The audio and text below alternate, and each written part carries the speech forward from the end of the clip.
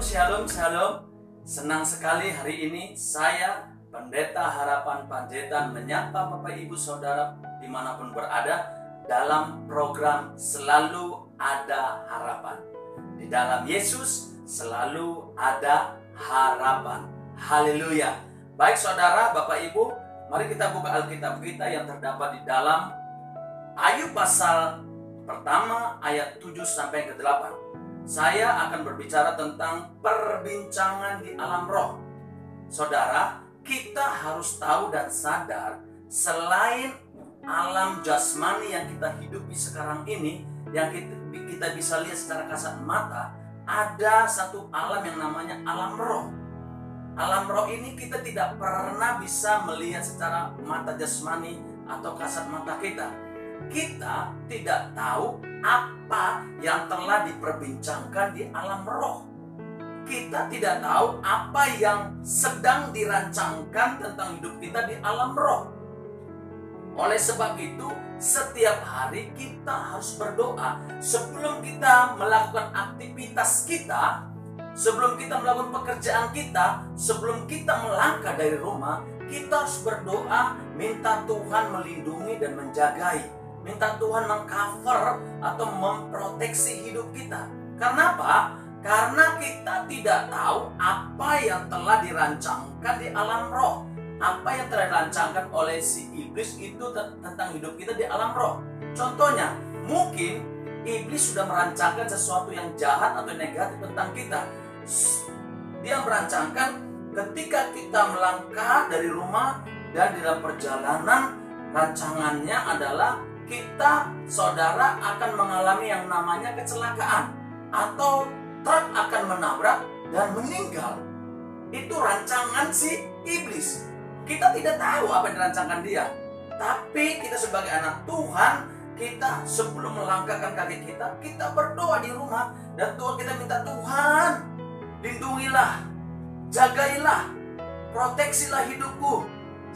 Dari saya melangkahkan kaki dari rumah dan sampai perjalanan dan sampai ke tujuan, Tuhan sertai, dan kembali Tuhan sertai. Kita berdoa seperti itu saudara.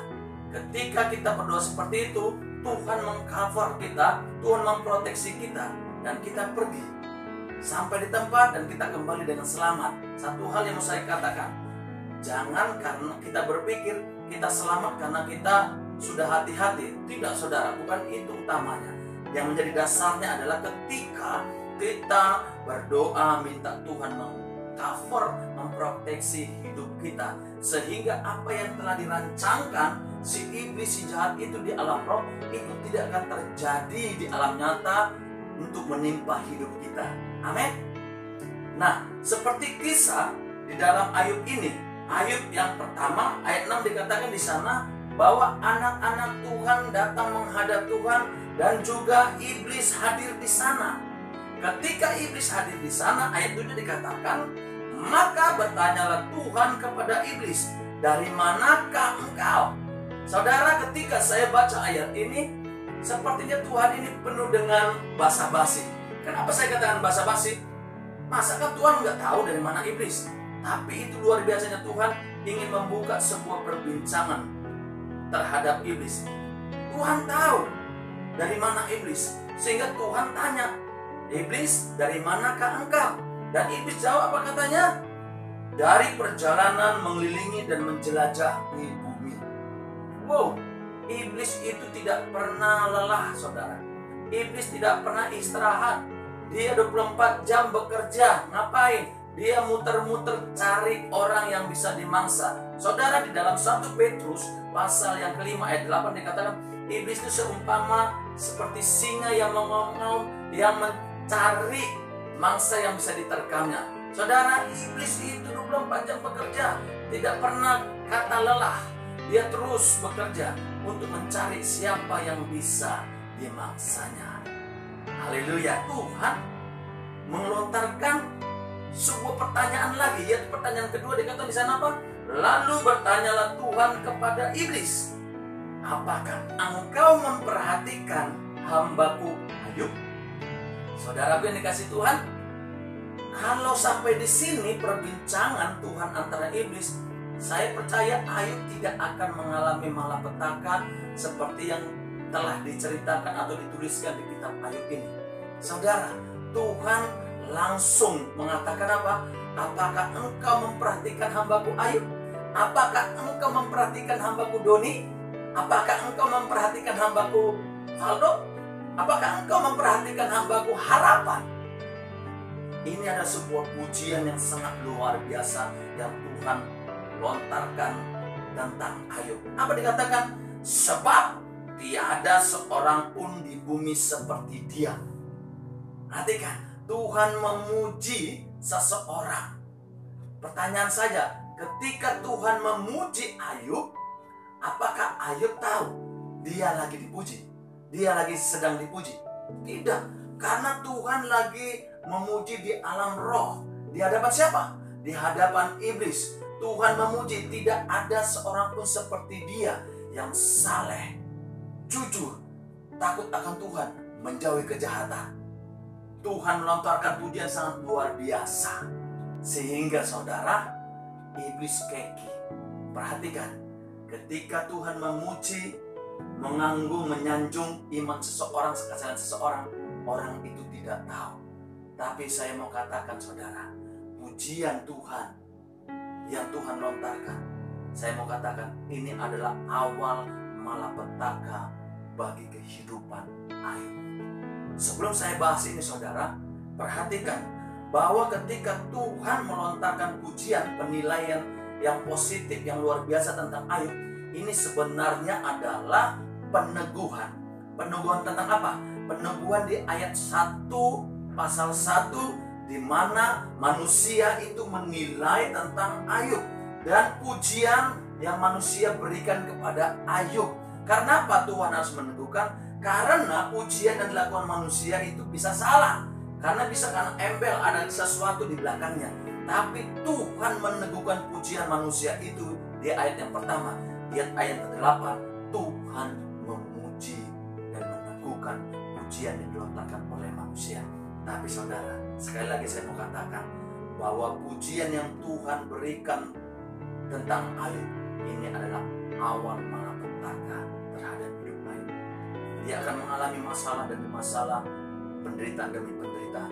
Saya mau katakan saudara, ketika mungkin saudara mengalami persoalan, masalah demi masalah, jangan cepat-cepat engkau menyalahkan dirimu.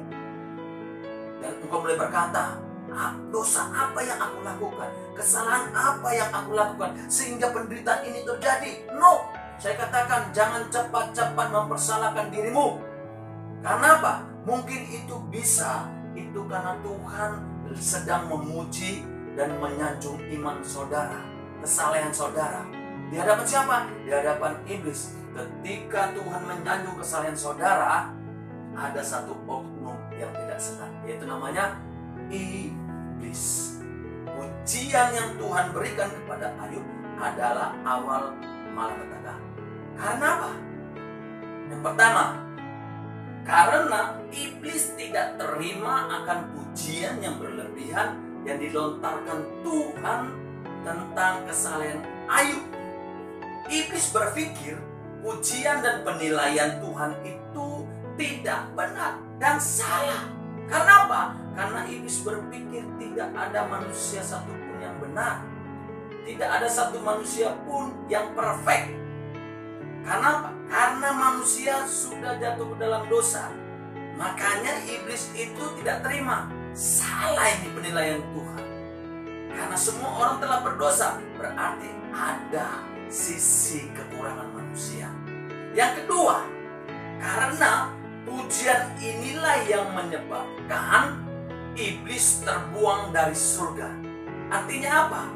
Pujian inilah yang ingin diambil oleh iblis dan ditarik dan dibawa kepada dirinya. Itu terdapat di dalam Yesaya pasal 14 ayat 12 sampai 15. Saudara, di sana iblis berpikir dalam hatinya, aku ingin menyamai yang maha tinggi, aku ingin seperti Tuhan, bla bla bla bla bla. Tuhan tahu, sehingga Tuhan tidak suka dan Tuhan buang dari surga.